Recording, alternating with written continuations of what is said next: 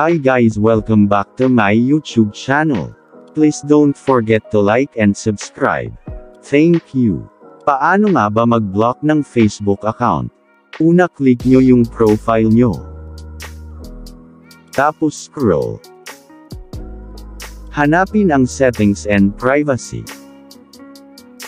Tapos i-click lang ang settings.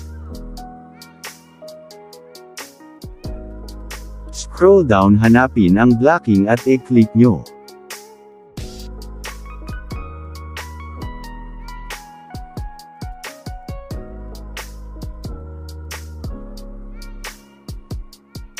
I-click ang plus sign sa gilid ng Add to Block List. Tapos e-search nyo na ang Facebook account na gusto nyong e-block list.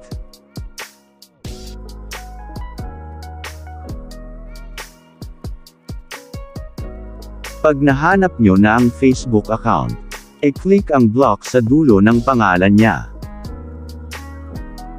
I-click ang block. Pag na-block nyo na siya, hindi na niya makikita lahat ng post mo at hindi mo na siya ma-search sa Facebook.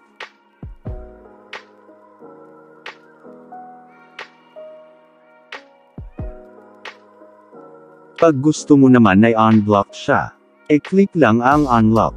At yun lang po, maraming salamat sa panunood. Please don't forget to like and subscribe. Thank you.